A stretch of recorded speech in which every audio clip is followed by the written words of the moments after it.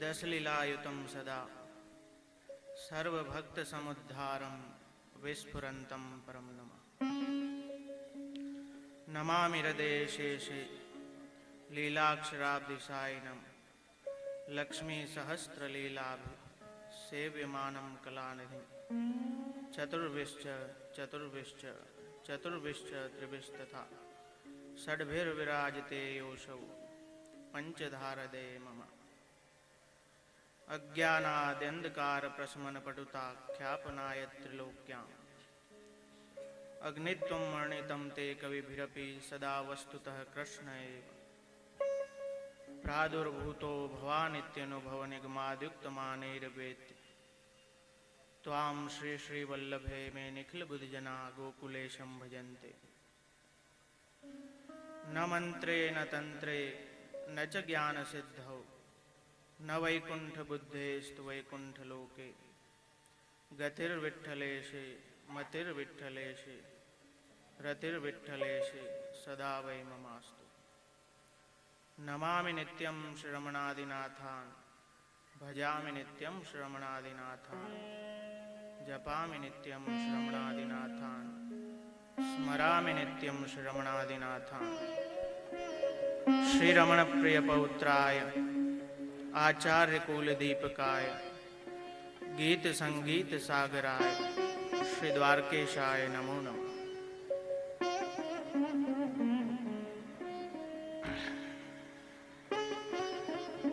सर्वप्रथम જેમના અલૌકિક સાનિધ્યમાં અને જેમના અનુગ્રહથી આપણે આ અલૌકિક આનંદ લઈ રહ્યા છીએ એવા શ્રી બાલકૃષ્ણ પ્રભુ શ્રી મદન મોહન પ્રભુના યુગલ ચરણ કમલોમાં સાષ્ટાંગ દંડવત પ્રણામ કરી આ અલૌકિક અવસરે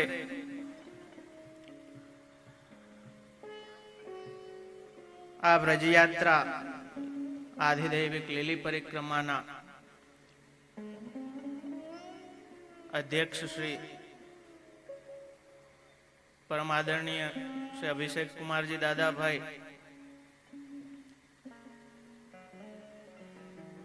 एवं अत्रे उपस्थित आ ब्रजलीली परिक्रमा श्री कन्या प्रभु ब्रजयात्रा समितिना सर्वे सेवा भावी निष्ठावान कार्यकरो અને આ અલૌકિક આનંદમાં સહભાગી થવા પધારેલા સર્વે પરમ ભાગ્યવાન વૈષ્ણવજનો,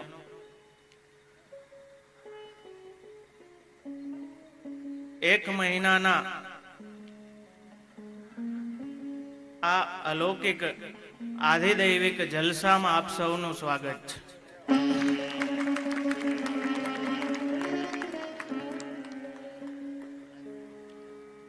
એક વાત સમજો કે આવો અલૌકિક આનંદ પ્રાપ્ત થવો, ભગવત ગુણાનુવાદનો અવસર પ્રાપ્ત થવો, એ અનહદ કૃપા આપણા ઉપર વરસી હોય, આપણા સૌભાગ્ય હોય ત્યારે જ પ્રાપ્ત થાય. અને એ પુષ્ટિ માર્ગનો પાયાગત સિદ્ધાંત છે કે કૃપા વગર કાંઈ પણ પ્રાપ્ત થતું નથી અને આપણે કંઈ કરી શકતા પણ નથી. નિત્યલીલાસ્ત પૂજ્ય પિતૃચરણના મનોરથ સ્વરૂપે પૂજ્ય દાદાભાઈનો આ અલૌકિક મનોરથ થયો વ્રજલીલી પરિક્રમાનો. મારા ભાગ્યમાં કંઈક હશે કે એવો મનોરથ મને પણ થયો કે વ્રજનો આપણે આનંદ લઈએ, તો એમાં સાથે સાથે એક વિચાર આવ્યો જે મેં દાદા સન્મુખ પ્રગટ કર્યો. હું પહેલા પણ કહેતો આવ્યો છું કે દાદા અલૌકિકમાં બહુ વિચાર નથી કરતા, તરત અમલ કરી દે છે. તો એ દાદાભાઈની મારા ઉપર અનહદ કૃપા છે કે આપે મારો મનોરથ આ પૂર્ણ કર્યો અને આ અલૌકિક સુબોધનીજીનું રસપાન શ્રી આચાર્યચરણ પ્રભુચરણના અનુગ્રહથી, મોટાઓના આશીર્વાદથી, પૂજ્ય પિતૃચરણ માતૃચરણની અનહદ કૃપા મારા ઉપર વરસી છે. અને દાદાએ તો આ કૃપા કરી જ દીધી છે, જે સાકાર સ્વરૂપે આપણે જોઈ શકીએ છીએ. શ્રી હરિરાય ચરણ આપ આજ્ઞા કરે છે કે નચ દ્રષ્ટા સુબોધિની વ્રથા તજન્મ ભૂતલે, કે બ્રહ્મ સંબંધ લઈને પુષ્ટિ માર્ગમાં, શ્રી વલ્લભના માર્ગમાં રહીને, વૈષ્ણવ થઈને જેણે શ્રી સુબોધનીજીનું પાન નથી કર્યું એનો આ ભૂતલ પર જન્મ જ વ્યર્થ છે. એવો અલૌકિક રસ શ્રી આચાર્ય ચરણે આ સુબોધનીજી માં આપણને બતાવ્યો છે. એટલા માટે આપના પ્રાગટ્યનું કારણ જણાવતા શ્રી ગુસાઈજી પ્રભુચરણ શ્રી સર્વોત્તમ સ્તોત્રમાં આજ્ઞા કરે છે કે દયયા નિજ માહાત્મ્યમ કરિષ્યન પ્રકટમ હરિ.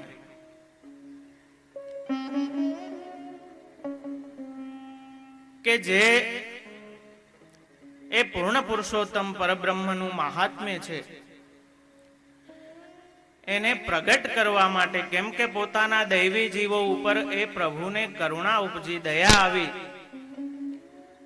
તો એમને ફરી પોતાના સ્વરૂપનું જ્ઞાન થાય, પ્રભુની લીલાઓનું જ્ઞાન થાય. એ માટે નિજ મહાત્મ્યને પ્રગટ કરવા માટે શ્રી આચાર્ય ચરણને આ ભૂતલ વિશે આપે મોકલ્યા. આજે આપણે બહુ સુંદર સારા સ્થાનમાં ક્યાંક હોઈએ કે જ્યાં આનંદનો પાર ના હોય. તમારી ભાષામાં કહું તો જમાવટના પાટિયા હોય, જલસા હોય. હવે એવા સ્થાનમાંથી કોઈ આપણને એમ કે કામ સોંપીને કે બીજે સ્થાને જવાનું, આ છોડીને આપણું મન ન થાય.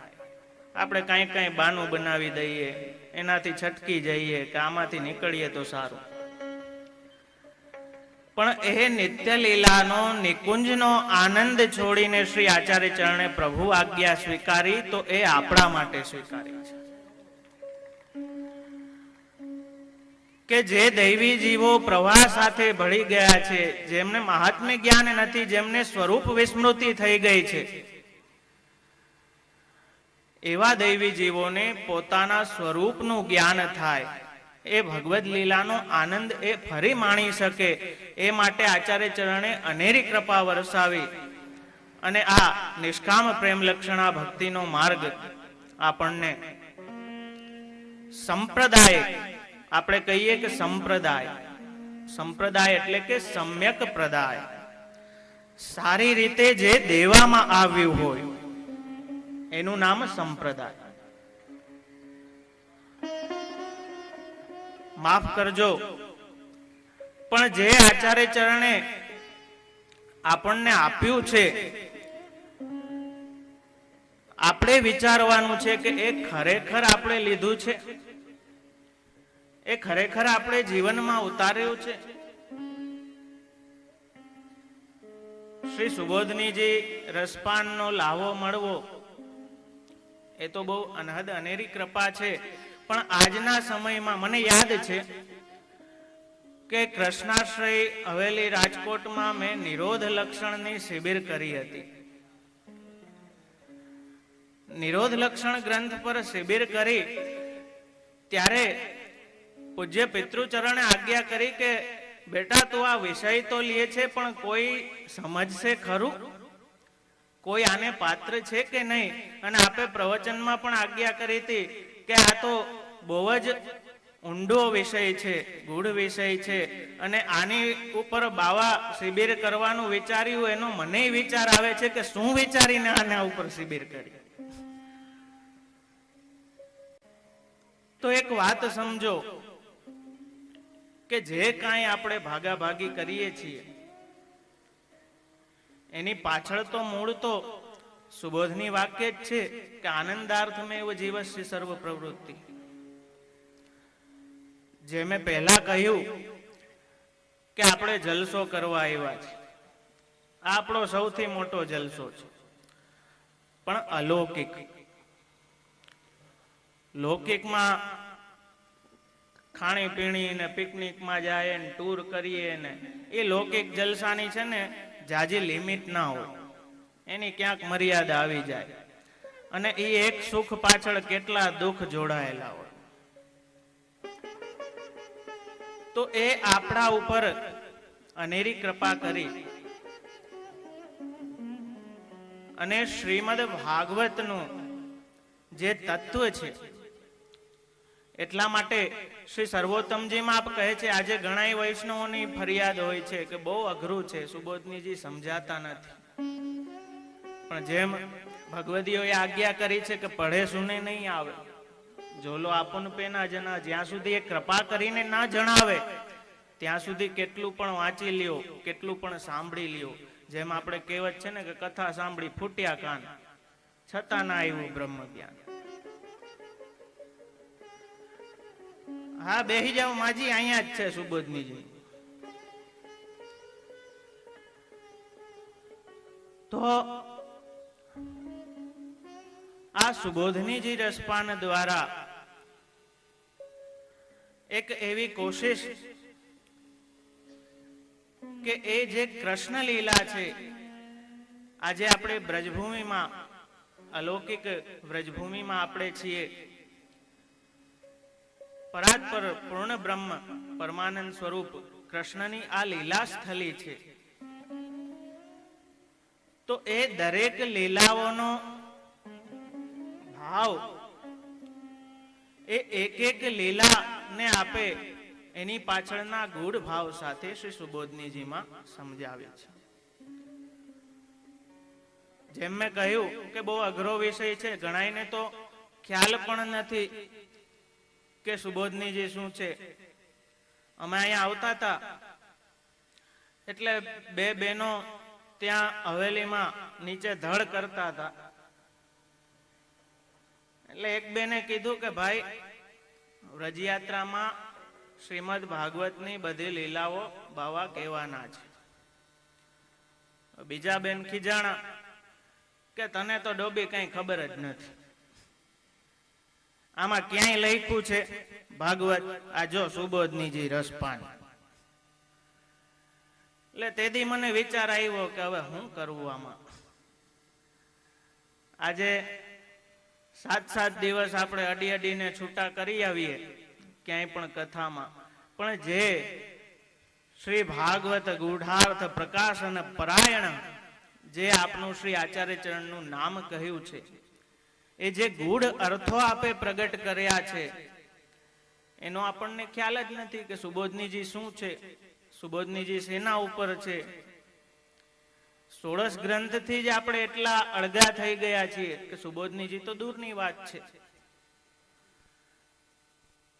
પણ કૃપા માર્ગ છે, જેનો જેટલો અધિકાર, જો જા રસકો અધિકારી, જેનો જેટલો અધિકાર હોય એટલી જ એની પહોંચ થાય અને એટલો જ રસનું પાન એ કરી શકે. નાનું પાત્ર હોય તો છલકાઈ જાય, ઢોરાઈ જાય. તો એ આપણા હૃદય રૂપી પાત્રને એટલું વિશાળ કરવાનું છે કે એમાં એ લીલા સહિત એ હૃદય આપણું શેષ રૂપ થઈ જાય અને એ 10 લીલા સહિત એ પ્રભુ આપણા હૃદયમાં પધારે. એ શ્રી આચાર્ય ચરણ કરવા માંગે છે. તો એ વાતને આપણે સમજવી અતિશય જરૂરી છે કે આ અલૌકિક પૂર્ણાનંદ પ્રભુની લીલાનું અવગાહન આપણે કરવાના છીએ, એટલે આમાં કોઈ પણ પ્રકારની લૌકિક બુદ્ધિ ક્યારેય ના રાખવી. આજે ભગવદ લીલામાં આપણી લૌકિક બુદ્ધિ શું કામ થાય છે? કેમ કે એ પ્રભુના સ્વરૂપનું જ્ઞાન હજી મહાત્મ્ય જ્ઞાન આપણને થયું નથી. મહાત્મ્ય જ્ઞાન પૂર્વક સર્વતો સુદૃઢ સર્વતોધિક સ્નેહ એ ભક્તિ છે. આજે ઘણા કે ભક્તિ કરીએ પણ ભક્તિનું સ્વરૂપ શું છે એ આ શાસ્ત્રથી ખ્યાલ આવે. આ બ્રહ્મશાસ્ત્ર છે. એટલે શ્રી આચાર્ય ચરણે એક વાત સમજો કે શ્રીમદ ભાગવતની જેટલી પણ ટીકાઓ થઈ છે, જેટલી પણ વ્યાખ્યા થઈ છે, કોઈ વ્યાખ્યાકારે એટલો ઊંડો વિચાર નથી કર્યો જેટલો શ્રી આચાર્ય ચરણે કર્યો. તો એટલા માટે જ સર્વોત્તમજીમાં શ્રી ગુસાઈજી પ્રભુચરણ આજ્ઞા કરે છે કે તદુક્તમપી દુર્બોધમ સુબોધમ સ્યાદ યથા તથા. કે આ અલૌકિક નામોનો વિનિયોગ ક્યાં છે? તો એની ટીકામાં ચતુર્થ કુમાર શ્રી ગોકુલનાથજી આપણને સમજાવે છે કે તદુક્તમપી આપના દ્વારા જે આપની વાણી રૂપે જે ગ્રંથો પ્રાપ્ત, જે સુબોધનીજી આદિ ગ્રંથો પ્રાપ્ત થયા છે એ દુર્બોધ છે, આપણી બુદ્ધિથી સમજાય એવા નથી. તો આ 108 નામના પાઠ કરવાથી એ સુબોધ થશે. આપની કૃપાથી એ સમજવામાં, એને હૃદયમાં ઉતારવામાં જે કાંઈ પ્રતિબંધ છે એ દૂર થશે. એટલે આગળ જઈને કહ્યું કે વિનિયોગો ભક્તિ યોગ પ્રતિબંધ વિનાશની અને કૃષ્ણાધરામૃતા સ્વાદ સિદ્ધિરત્ર ન સંશય. એવી ઊંચામાં ઊંચી સિદ્ધિ આપણને શ્રી આચાર્ય ચરણ આપણને આપે છે. તો આ અલૌકિક ભૂમિમાં આપણે એ અલૌકિક ભાવને જાળવી અને આ અલૌકિક લીલાનું શ્રવણ કરવાનું છે. અહીંયા પણ જો આપણે લૌકિક ભાવ લઈને આવશું, કેમ કે આજે જેમ દાદાએ પ્રથમ આજ્ઞા કરી કે આજે વ્રજયાત્રામાં પણ વધારે ઘણાયમાં એવી માનસિકતા જોવામાં આવે કે જાણે કોઈ ટૂરમાં આવ્યા હોય કે પિકનિકમાં આવ્યા હોય. આ પહેલી જ માનસિકતા છે. એક વાત સમજજો, મેં મનોરથ કરાવ્યો, 2 લાડવા ઓછા કેમ આવ્યા, મેં આટલી સેવા કરાવી, મારું નામના ફોન્ટ કેમ નાના છે, મોટા કેમ નથી. તો એક વાત સમજો કે સેવાની જગ્યાએ અલૌકિક સ્થાનમાં પણ આપણો લૌકિક અહંકાર આપણે ઉભો ને ઉભો રાખશું તો આ નિરોધ લીલા ક્યારેય પણ સમજમાં નહીં આવે. અને આપણું હૃદય ક્યારેય પણ એ શેષ રૂપ હૃદય નહીં થાય કે જેમાં એ લક્ષ્મી સહસ્ત્ર લીલા બી સેવ્યમાનમ કલાનિધિમ, એ સહસ્ત્ર લક્ષ્મીઓથી સેવિત એવા પ્રભુ આપણા હૃદયમાં બિરાજે. એના માટેની આ બધી એક્સરસાઇઝ છે, સેવા અને કથાની. શ્રીમદ ભાગવત વિશે શ્રી આચાર્ય ચરણે જેટલો વિચાર કર્યો છે, જેમ મેં કહ્યું, એટલે આપ એ પ્રતિજ્ઞા કરે છે કે શાસ્ત્રે સ્કંધે પ્રકરણે ધ્યાયે વાક્યે પદે અક્ષરે એકાર્થમ સપ્તધા જાનન અવિરોધેન મુચ્યતે. શ્રીમદ ભાગવતની લીલાઓ ક્યારે સમજાય? શાસ્ત્રાર્થ, પ્રકરણાર્થ, અધ્યાયાર્થ. શાસ્ત્રે સ્કંધે પ્રકરણે ધ્યાયે વાક્યે પદે અક્ષરે.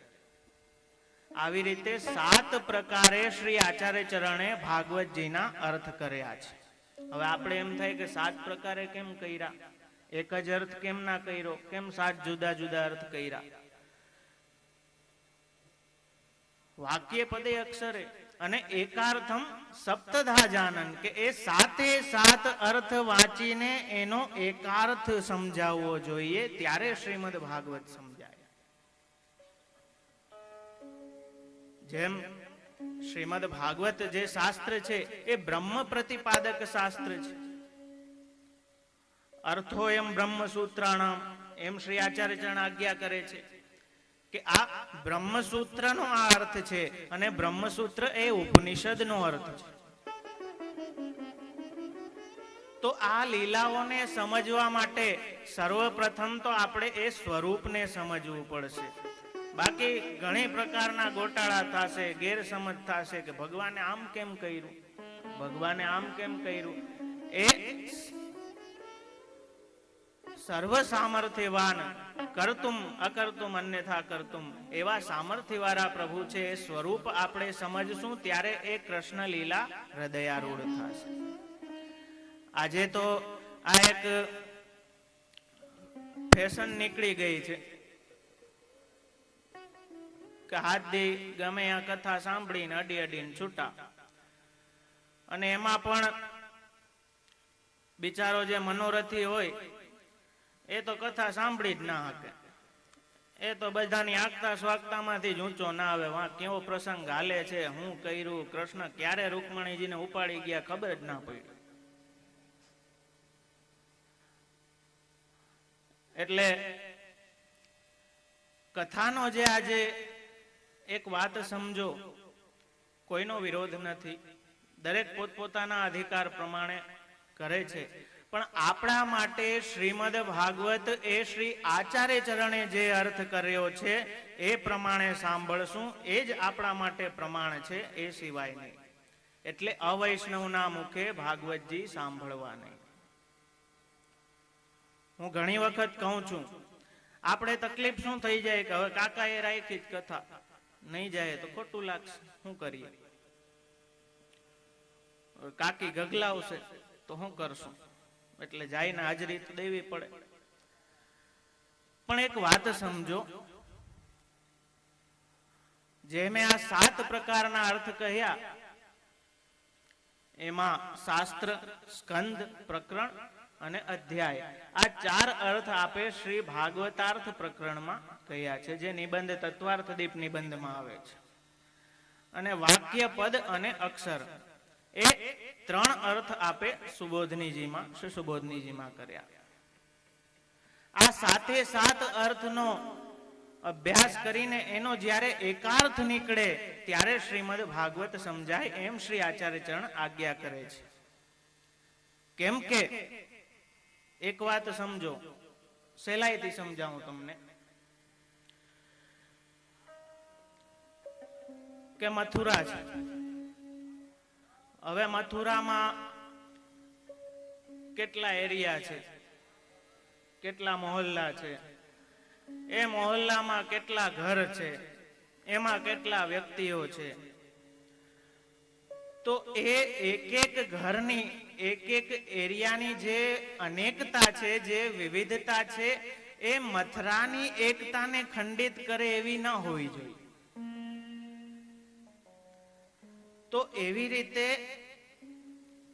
જેમ શાસ્ત્રાર્થ કંઈક, હવે ભાગવત શાસ્ત્ર છે, સ્કંદ આપણે જોઈએ કે પેલો અધિકાર છે, બીજો સાધન છે, ને પછી 10 વિધ લીલાઓ છે. સર્ગ, વિસર્ગ, સ્થાન, પોષણ, ઉતિ, મન્વંતર, ઈશાનું કથા, નિરોધ, મુક્તિ અને આશ્રય. હવે એ તો સ્કંદ, એક સ્કંદના અર્થ થયા. પણ આખા શાસ્ત્રનો શું અર્થ છે એ શ્રી આચાર્ય ચરણના વિચારમાં છે, કે આખા શાસ્ત્રનો કંઈક અર્થ હોવો જોઈએ. હવે ભાઈ જુદા જુદા અર્થ છે, શું પ્રોબ્લેમ છે? પણ ના, આખા શાસ્ત્રનો કંઈક અર્થ હોવો જોઈએ. તો એ શાસ્ત્રાર્થ આપ શ્રી ભાગવતાર્થ પ્રકરણમાં બતાવે છે કે શ્રી કૃષ્ણમ પરમાનંદમ દશલીલા યુતમ સદા સર્વભક્ત સમુદ્ધારે વિસ્ફુરંતમ પરમ. કે એ દસવિધ લીલા કરનારા એ શ્રી કૃષ્ણ જ આ શાસ્ત્રનો, શ્રીમદ ભાગવત શાસ્ત્રનો અર્થ છે. જ્યારે શ્રી સુખદેવજીએ આ અલૌકિક રસ પરીક્ષિતને સંભળાવ્યો અને 7 દિવસ કોઈ પણ દેહની બાધા વગર, એટલા માટે તો એમને ઉત્તમ શ્રોતા કહ્યા છે, એમને કોઈ પણ પ્રકારની દેહની બાધા ના નડી, 7 દિવસ સુધી એને સતત એ રસનું પાન કર્યું. અને પછી એણે વિનતી સાથે સુખદેવજીને કહ્યું કે અનુગ્રહિતોસ્મી, આપે મારા ઉપર અનુગ્રહ કર્યો છે, આપે મને નિર્ભયતા પ્રદાન કરી છે, હવે મને કોઈ પ્રકારનો ભય નથી.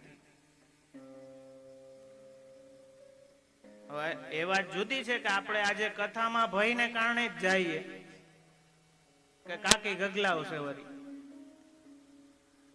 પણ એક વાત સમજો, આ અલૌકિક વાણી શ્રી આચાર્ય ચરણે જે આપણા માટે જે અલૌકિક ગ્રંથની રચના કરી છે, એનું રસપાન આપણે નહીં કરીએ તો ખરેખર શ્રી હરિરાય ચરણના વાક્ય જ એ યાદ આવે કે વ્રથા તજ્જન્મ ભૂતલે, કે આટલું આપણી સામે તૈયારી, એકદમ બધું સાજેલું તૈયાર છે, અને છતાંય ખાવા જેટલી મહેનત આપણે ન કરીએ, એટલોય જો આપણે ઉદ્યમ ના કરીએ તો એક વૈષ્ણવ તરીકે આપણો જન્મ વ્યર્થ જ છે. જેમ હું ઘણી વખત કહું છું કે હીરો ઘોઘે જઈ આવ્યો, એ પ્રકારનો ઘાટ ઉભો થાય છે. તો શ્રી આચાર્ય ચરણે જે અમૃત સમાન આ રસ, અલૌકિક રસ આપણને આપ્યો છે, એનો પાન કરી અને આપણા વૈષ્ણવી જીવનની કૃતાર્થતા એમાં જ છે.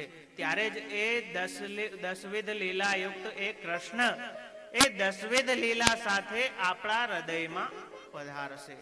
અને એ પરમાનંદનું દાન જે 84,252 વૈષ્ણવોને આપની કૃપાથી થયું, એવો અનુભવ આપણને પણ થઈ શકે. શું કામ ના થઈ શકે? આપણો નિશ્ચય એટલો હોવો જોઈએ. નિશ્ચયના મહેલમાં વસે છે મારો વાલો. તો એ નિશ્ચય આપણો દ્રઢ હોવો જોઈએ, એવો નબળો ના હોવો જોઈએ કે કાકીના ભયથી આપણે મહાપ્રભુજીની આજ્ઞાને ભૂલી જઈએ. આજે લૌકિકમાં બધા ભય આપણે રાખીએ, પણ અલૌકિકમાં આપણે વિચાર કરીએ છીએ કે આવા બધામાં જઈને હું બેસીશ તો મહાપ્રભુજીને કેવું લાગશે? શ્રી વલ્લભાધીશ કી જય.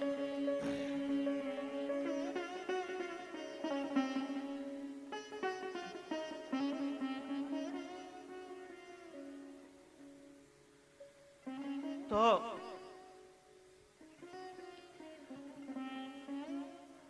આ વિષયમાં નથી, કન્ફ્યુઝ ના થઈ જતા. સ્વયંસેવકો મંડળમાં જઈને મળે એવી સૂચના છે, આવું કઈ સુબોધની જેમ નથી. તો શ્રી ભાગવત ગૂઢાર્થ પ્રકાશન પરાયણ સાકાર બ્રહ્મવાદિક, શ્રી ભાગવતના ગૂઢ અર્થોને આપે આ ગ્રંથ દ્વારા પ્રકાશિત કર્યા. એવી જ રીતે આપનું નામ કહે છે શ્રી ભાગવત પિયુષ સમુદ્ર મથન ક્ષમ, કે જેવી રીતે સમુદ્ર મંથન કરી અને એમાંથી અમૃતની પ્રાપ્તિ થઈ, એવી રીતે આ શ્રીમદ ભાગવત રૂપી જે સમુદ્ર છે એનું મંથન કરી અને તત્વરૂપ નવનીત શ્રી આચાર્ય ચરણે આપણને આપ્યું છે. અને એટલા માટે જ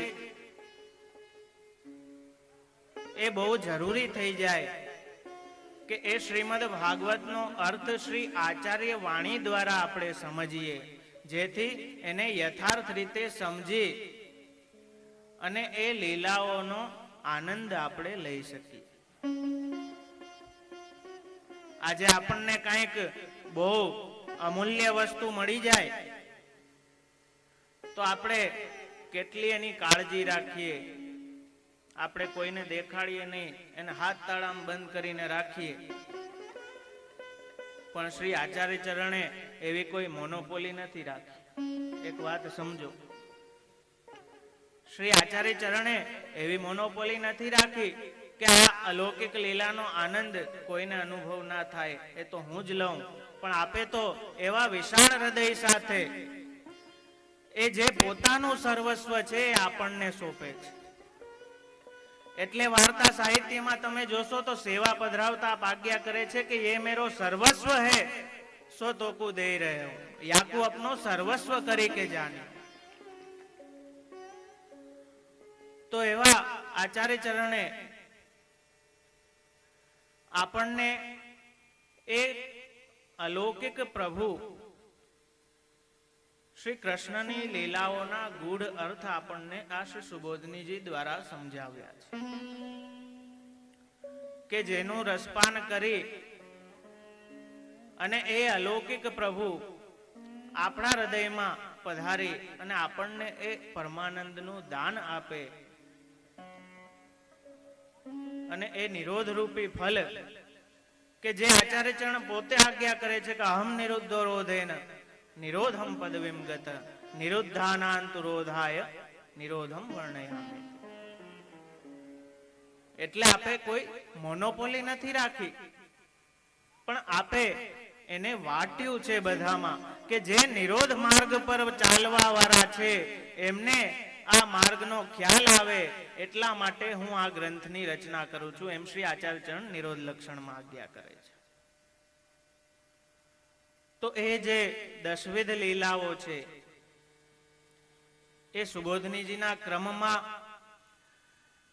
આપણે મુખ્યત્વે દસમ સ્કંદ લેશું. દસમ સ્કંદ તો બહુ જ વિશાળ છે, 87 અધ્યાય છે,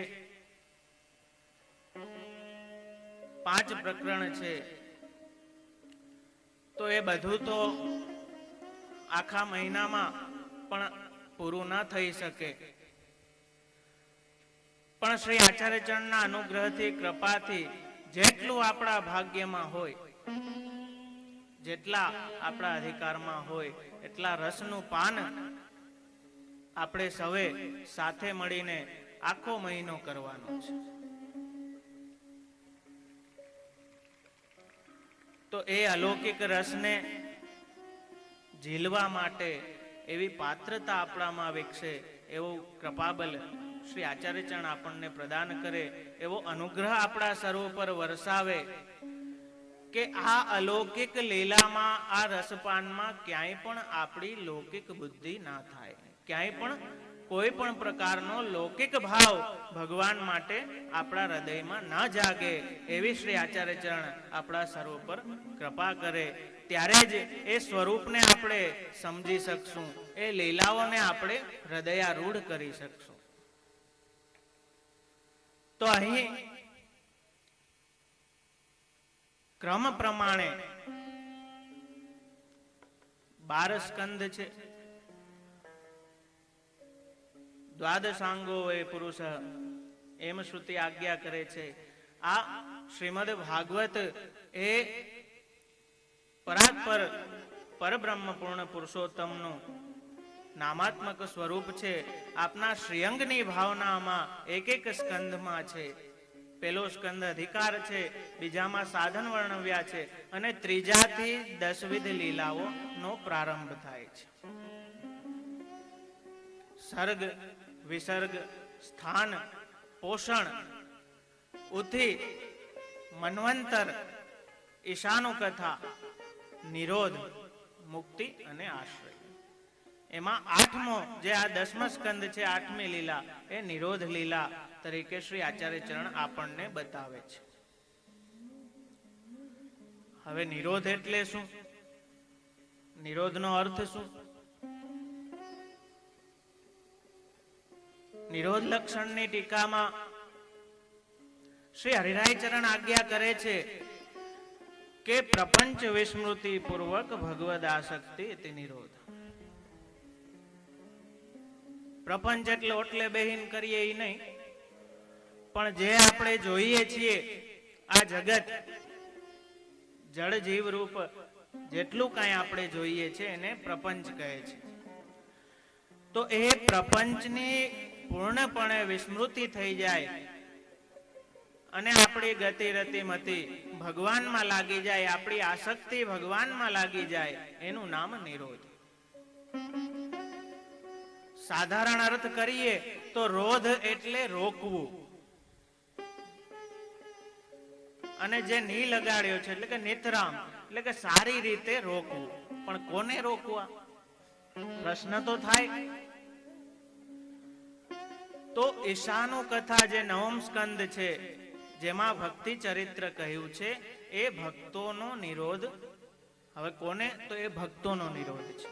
જો લાઈનમાં આપણે જોઈએ તો એ અર્થમાં એ ભક્તોનો નિરોધ છે. અને દસમા સ્કંદમાં તો આપે કામ ક્રોધ ભયથી દરેકનો નિરોધ કર્યો છે, પોતાના સ્વરૂપ ગુણ અને લીલા દ્વારા. તો આપણી ચિત્ત વૃત્તિને પ્રભુના સ્વરૂપ, પ્રભુના ગુણ, પ્રભુની લીલાઓમાં રોકી દેવી, એનું નામ નિરોધ. એ જીવ સાધ્ય નથી. એ તો પ્રભુ કૃપા કરે અને અનુગ્રહ કરે ત્યારે જ એ સિદ્ધ થાય.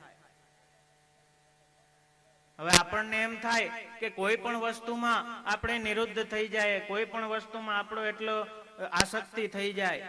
ભરતાચાર્ય કહે છે કે વ્યસન દશા જે છે એ નિરોધ છે. તો કોઈ પણ વસ્તુમાં એવો વ્યસન થઈ જાય તો શું એને નિરોધ ગણી લેવો? આખી દુનિયા આપણે ઘણી વસ્તુ એવી હોય, ઘણા વ્યસન આપણા એવા હોય, ઘણી વાર આપણે બહુ આપણી મનગમતી ફિલ્મ આવતી હોય કે સિરિયલ આવતી હોય તો એમાં એટલા આપણે નિરુદ્ધ થઈ જાય, બધું ભૂલી જાય. તો એ શું પ્રપંચ વિસ્મૃતિ ના કહેવાય? એ નિરોધ ના કહેવાય? શ્રી હરિરાય ચરણ કહે છે કે એ નિરોધ ના કહેવાય. શું?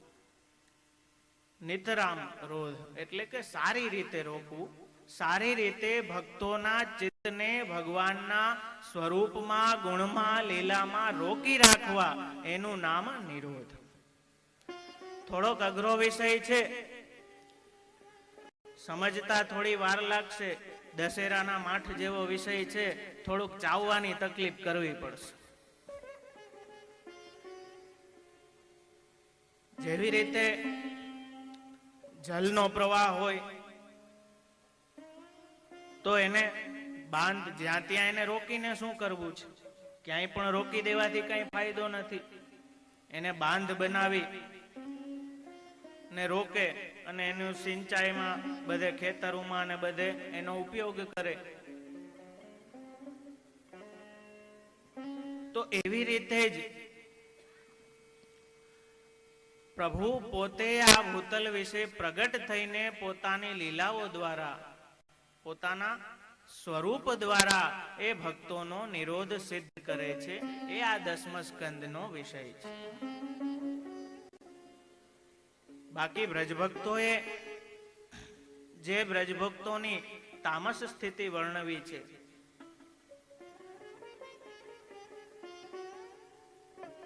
એમાં આપ આજ્ઞા કરે છે કે અહન્યા સ્મૃતમ નિશિશયાનમ અતિશ્રમેણ.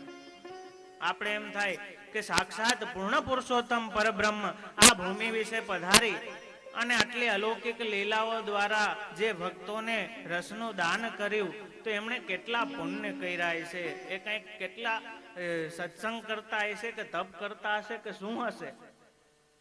પણ કહે છે કે અહન્યા પ્રથમ, કેમ કે વ્રજ એટલે ચાલતું ફરતું ગામ. બધા ગાયો ચારવા વાળા ગોવાળિયા, અને આખો દિવસ એ પશુઓનું લાલન પાલન કરવામાં નીકળી જાતું. આપણે એમ થાય કે રાતે કંઈક ભજન કરતા હશે, તો કંઈક નિશી શયાનમ અતિશ્રમેણ, આખા દિવસના એટલા થાકી જતા કે રાતે જે આપણે કહીએ ને કે પૈડા ભેગી હવા. પણ એવી તામસ સ્થિતિમાં પણ એ બ્રજભક્તો ઉપર એવી અનહદ કૃપા વરસાવી અને એ નિરોધ લીલા આપે આ વ્રજભૂમિ વિશે પ્રભુએ કરી. તો હવે સિદ્ધ કેમ થાય? નિરોધ લક્ષણમાં શ્રી હરિરાય ચરણ આજ્ઞા કરે છે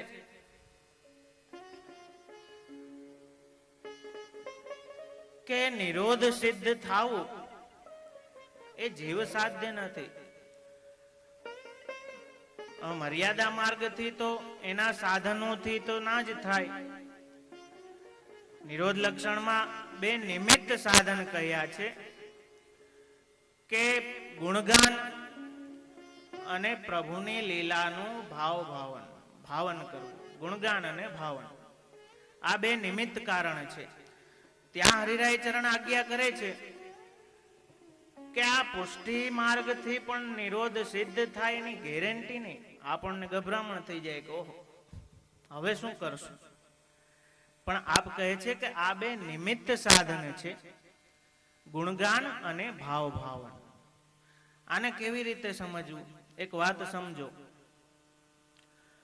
કે પુષ્ટિ કોઈ નિયમથી બંધાયેલું નથી.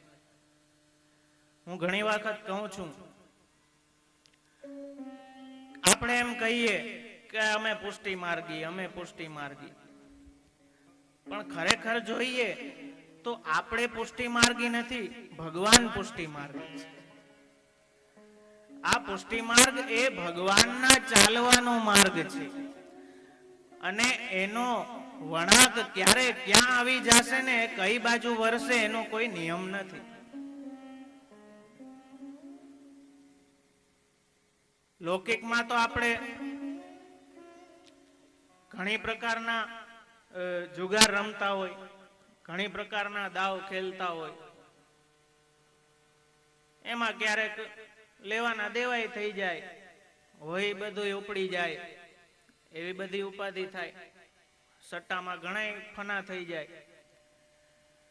પણ અહીંયા આચાર્ય ચરણ સમજાવે છે કે આ અલૌકિક સટ્ટો રમી લ્યો, આમાં કોઈ નુકસાન નથી.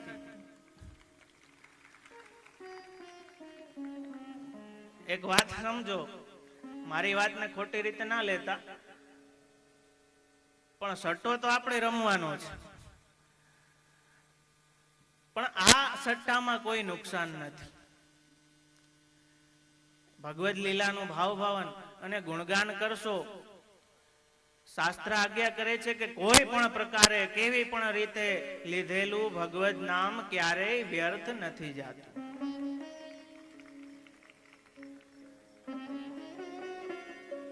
તો આપ આજ્ઞા કરે છે કે આ ભક્તિનો સટ્ટો ખેલી લ્યો, ખોવાનું તો કઈ છે નહીં, પણ જો મળી જશે તો એ પૂર્ણ પુરુષોત્તમ ભગવાન મળી જશે. તો એ નિરોધને સિદ્ધ થવા માટેના આ નિમિત્ત સાધન નિરોધ લક્ષણમાં આપ બતાવે છે કે ગુણગાન અને ભાવન. સાધારણ રીતે તમને સમજાવું કે કોઈ બહુ મોટો એક્ટર આવ્યો હોય, કોઈ હીરો હિરોઈન આવ્યો હોય, હમણાં આજના સમયના હિસાબે કહો તો એમ સમજો કે મોદી આવ્યો હોય, સબ જગ્યાએ ભેલી કરતો હોય 5-5 લાખ પબ્લિક, તો મોદી આવ્યો હોય. હવે જે એના ચાહક વર્ગ હોય એ શું કરે? કોઈ પણ મોટો વ્યક્તિ આવ્યો હોય એટલે આપણે શું કરીએ? ચાહક વર્ગ, કેમ કે આટલી ભીડમાં એનું ક્યાં ક્યાં ધ્યાન જાય, એટલે ઘણા શું કરતા હોય કે એનું ધ્યાન ખેંચવા માટે બોર્ડ કઈક મોટા લખે ને કઈક કોમેન્ટ કરે ને એના મોટા ફોટા રાખે ને એવી રીતે આમ ઉભા રહીએ એટલે કઈક એની નજર અમારી તરફ પડી જાય. તો હવે યા તો યુથ ના યુથ છે, યા તો પાર નથી. આપણે તો શું કરવાનું છે કે ગુણગાન અને ભાવના બોર્ડ લઈને ઉભવાનું છે. ક્યારેક તો પ્રભુની દ્રષ્ટિ પડી જશે.